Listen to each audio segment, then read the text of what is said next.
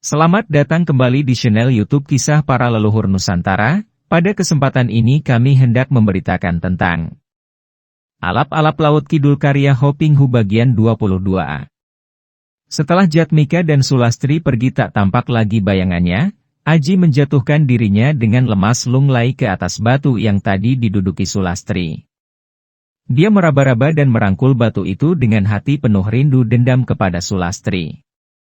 Dia merasa nelangsa sekali, akan tetapi ketika merasa betapa kedua matanya panas, hatinya seperti diremas-remas, Aji cepat duduk bersila di atas batu dan menegakkan tubuhnya, seluruh jati dirinya berlutut pasrah menyembah Gusti Allah dan seketika cengkeraman nafsu yang membuat dia menderita duka dan kehilangan itu pun sirna. Terima kasih, aduh Gusti, bahwa Nimas Sulastri masih hidup dan selamat. Semoga Paduka senantiasa melindungi dan membimbingnya sehingga ia dapat hidup dalam kebenaran dan berbahagia selalu. Bisiknya dia pun bangkit berdiri dan meninggalkan tempat itu. Biarpun dia juga ingin dapat menemukan Banuseta yang jahat dan menjadi antek kumpeni Belanda untuk menentang dan membasminya, juga ingin mencari Hasanuddin untuk menyadarkannya, namun Aji mengesampingkan keinginannya itu.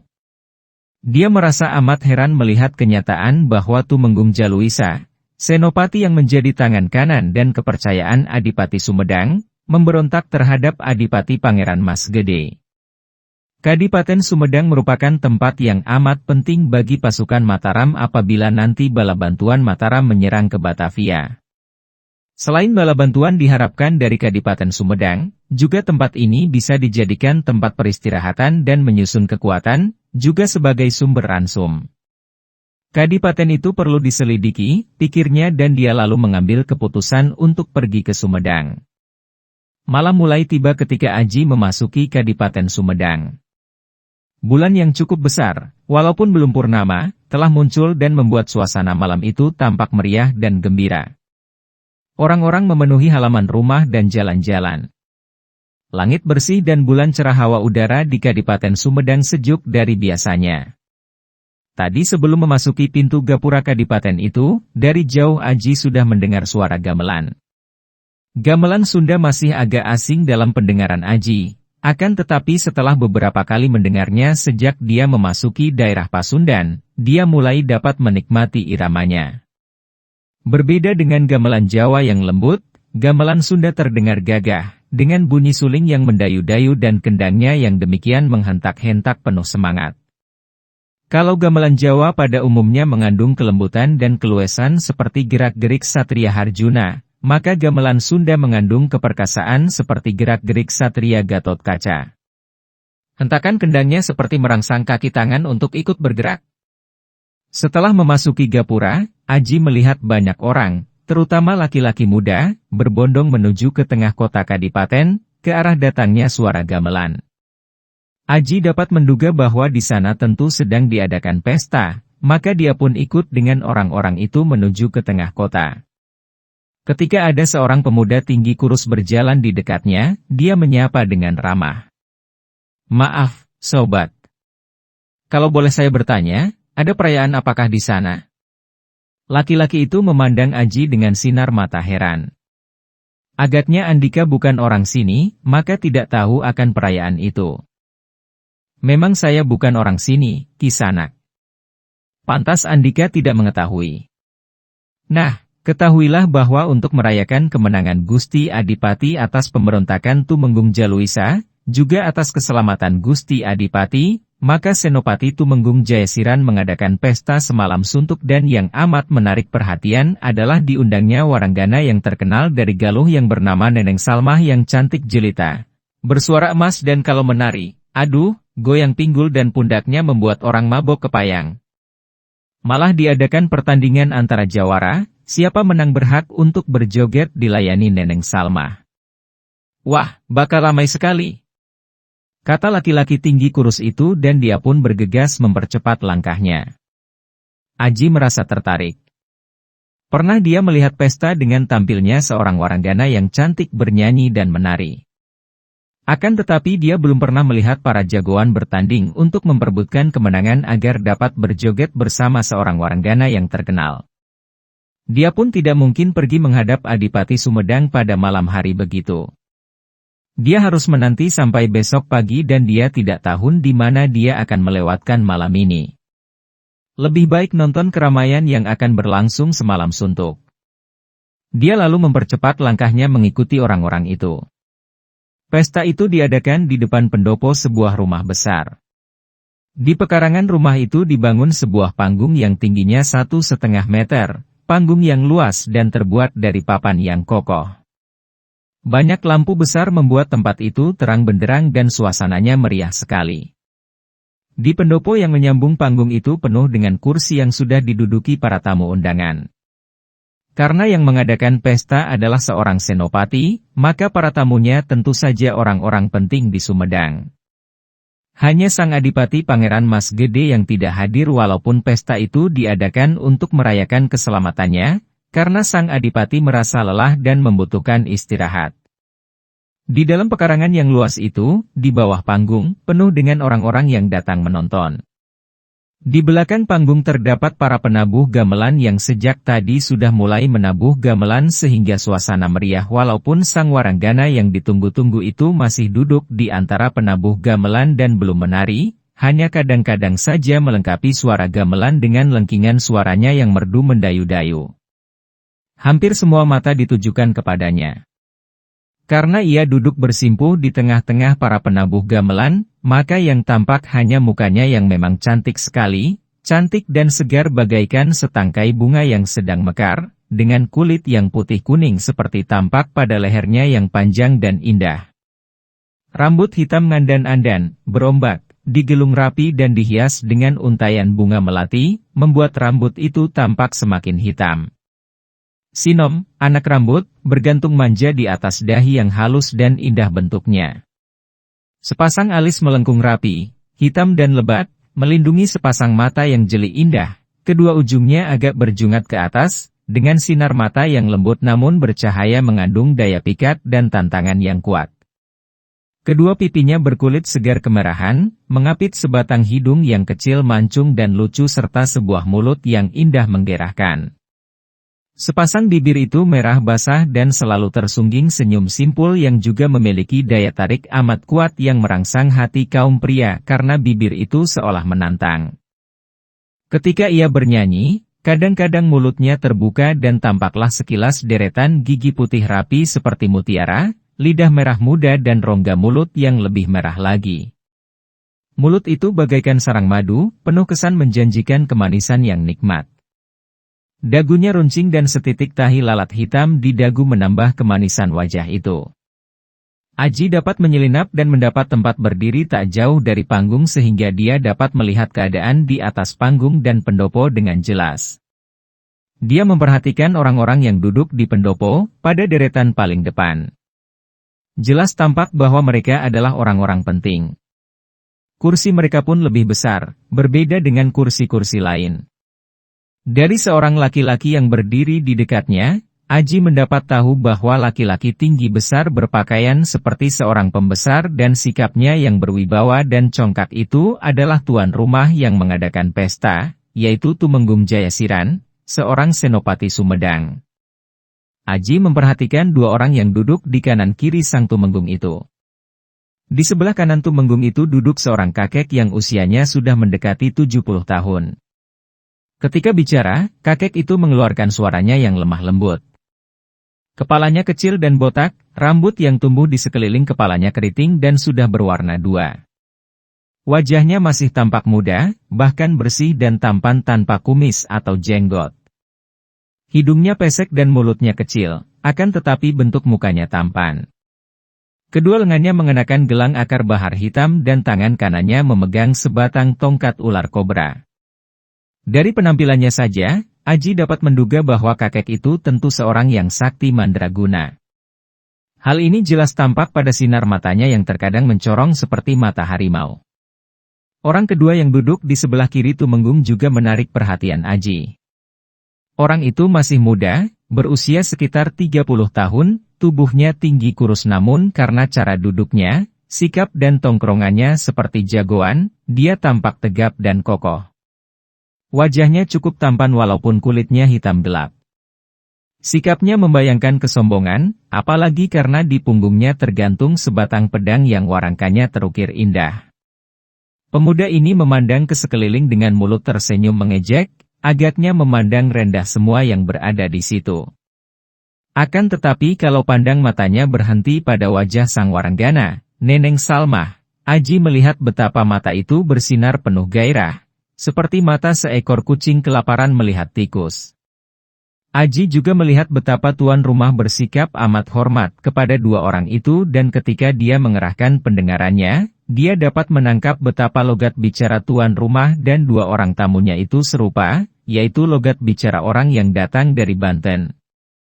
Dari tempat dia berdiri, Aji dapat mencium bau minuman keras yang dihidangkan kepada para tamu beserta makanan yang membuat dia merasa semakin lapar.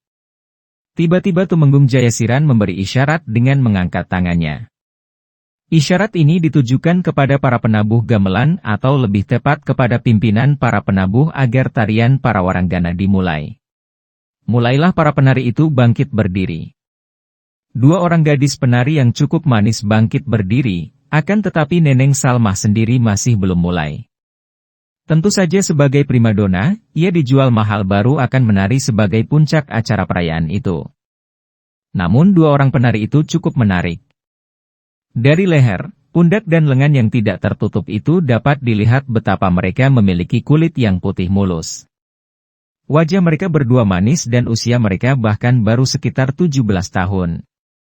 Tubuh mereka belum mekar benar, bagaikan bunga baru setengah mekar, bagaikan buah masih ranum. Namun ketika mereka mulai menari diiringi suara gamelan dan hentakan suara kendang, tubuh mereka bergerak lemah gemulai dengan indahnya. Goyangan pundak dan pinggul, gelengan kepala, sedemikian hidup membuat hati para pria berdebar-debar. Semua gerakan yang menarik hati ini masih dipermanis dengan senyum memikat dengan kerlingan mata yang menantang. Keadaan mulai ramai dan gembira. Suara tawa, sorak dan tepuk tangan menyambut setiap goyangan pinggul yang merangsang, keadaan menjadi riuh rendah dan seruan-seruan nakal mulai terlontar dari mulut para penonton. Aji yang merasa lapar itu melihat betapa di luar pekarangan, di tepi jalan, banyak orang berjualan makanan dan minuman dengan memasang obor. Dia segera menyelinap di antara penonton, keluar dan segera membeli makanan dan minuman teh. Sejak pagi tadi dia belum makan dan perutnya terasa lapar sekali.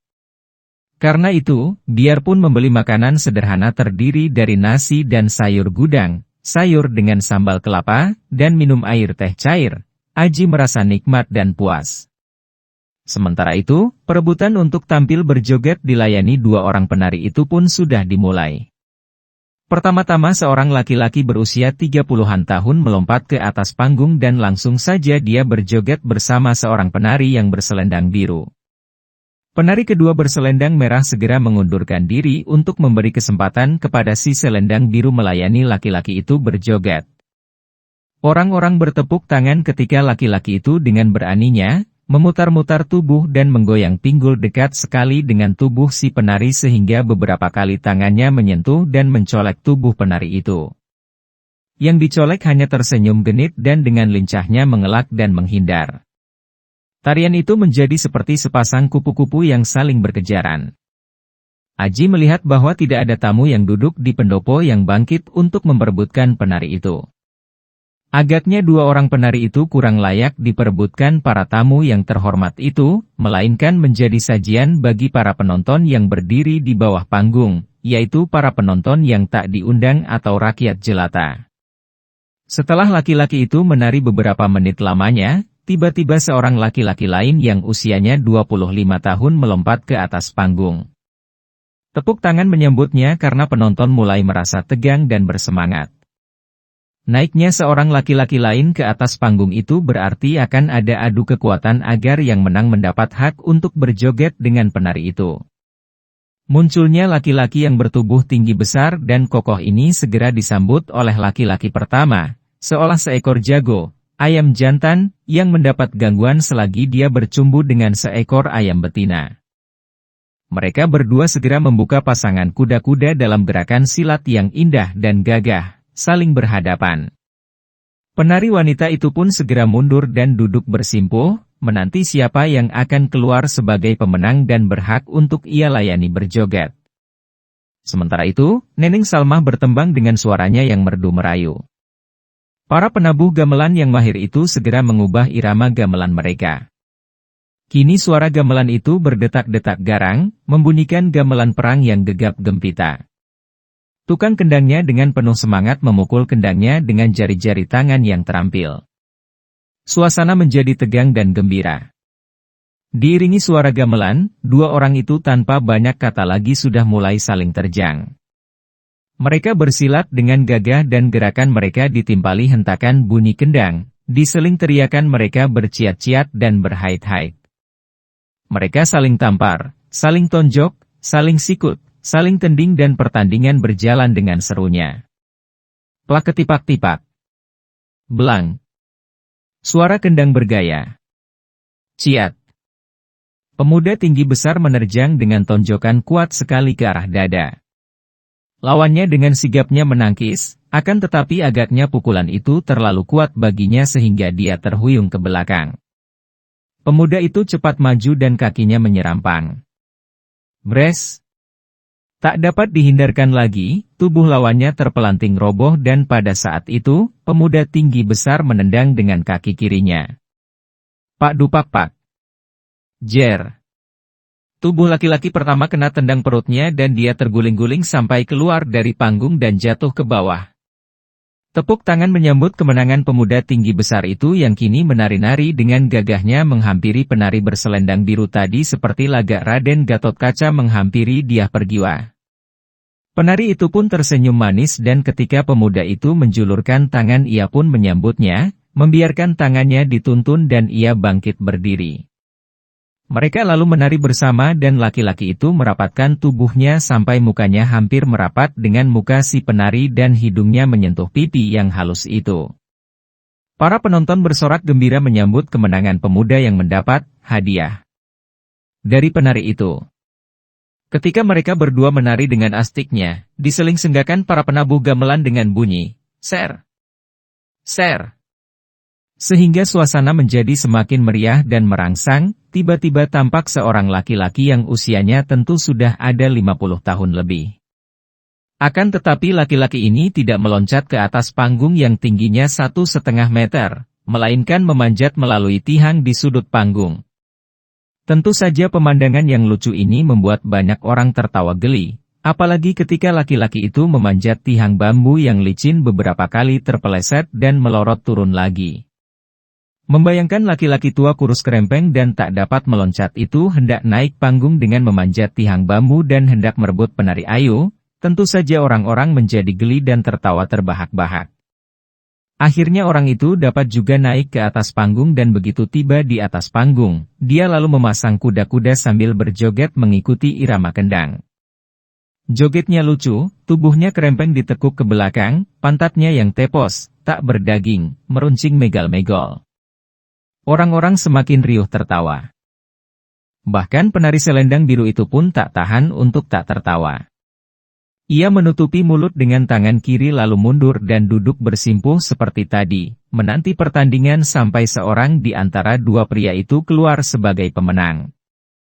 Pemuda itu mengerutkan alis dan mulutnya tersenyum menyeringai melihat lagak kakek itu. Orang macam itu hendak menantangnya. Sekali tampar saja kakek itu tentu akan roboh ke bawah panggung dan copot semua giginya. Tanpa banyak membuat gerakan kembangan lagi, pemuda tinggi besar itu sudah menerjang ke arah lawan yang berusia setengah abad dan bertubuh kerempeng itu.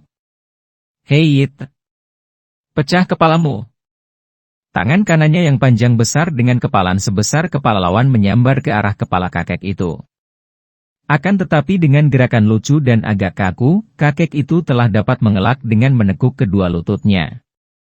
Akan tetapi pemuda itu sudah menyerang lagi dengan tendangan kaki yang kuat sekali. Cut! Ambrol dadamu! Dia membentak dan kaki kanannya mencuat, menyambar ke arah dada lawan. Hos! Kakek itu menggerakkan kedua lengannya untuk menangkis tendangan dari samping. Plak! Dua lengannya berhasil menangkis tendangan kaki, namun tangkisan ini membuat dia terhuyung.